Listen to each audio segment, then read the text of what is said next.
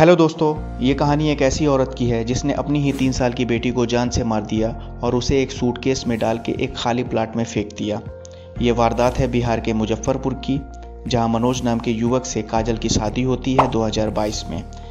सारे रीति रिवाज के साथ शादी होती है दोनों की, लेकिन शादी के बाद काजल को उसका पति अच्छा नहीं लगता था, क्योंकि मनोज बहुत ही साधारण आदमी था और एक मिठाई की दुकान पे काम करता था। क्योंकि काजल बहुत ही मॉडल थी, सोशल मीडिया पे एक्टिव थी, तभी काजल एक मेले में जाती है और वहाँ एक संजीत नाम के लड़के से मुलाकात होती है।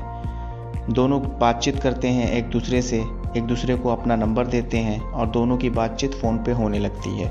देखते देखते दोनों को एक दूसरे से प्यार हो जाता है। फिर दोनों क्या करते हैं, एक मंदिर में जाके एक दूसरे से गुप्त शादी कर लेते हैं। उसके बाद संजीत ने कहा काजल से कि तुम अब मेरे घर आ जाओ, अपने पति को छोड़ दो, लेकिन अपनी बेटी मिष्टी को भी छोड़ के आना, मैं उसे स्वीकार नहीं करूँगा।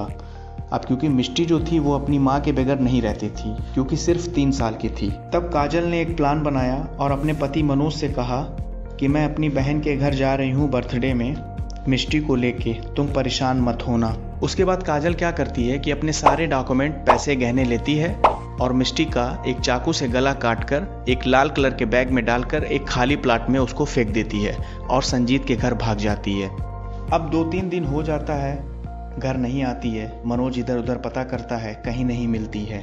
23 अगस्त 2024 को मनोज थाने में जाकर FIR करता है, पुलिस को सारी बात बताता है। उसके बाद पुलिस जो है अपने तरीके से पूछताछ करती है, जिस पे शक होता है उससे पूछताछ करती है। उसके बाद पुलिस फ़ोन को टैप करती है और संजीत के घर पहुंचती है और काजल को वहीं पाती है। उसके बाद काजल को गिरफ्तार करती है और थाने लेकर आती है। उसके बाद उससे पूछताछ करती है, वो सारी बात बताती है।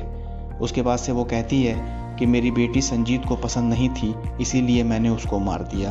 तो प्यार के लिए कोई अपनी 3 साल की बेटी को ही मार दे, ये तो असंभव है। लेकिन ज़रूरी बात यह है कि काजल के दिमाग में ये प्लान आया कैसे।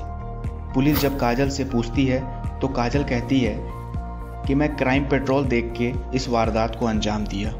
इसी के साथ दोस्तों, आप लोगों से अलविदा चाहता हूँ और आप लोगों से रिक्वेस्ट करता हूँ कि प्लीज़ चैनल को सब्सक्राइब कर दीजिए।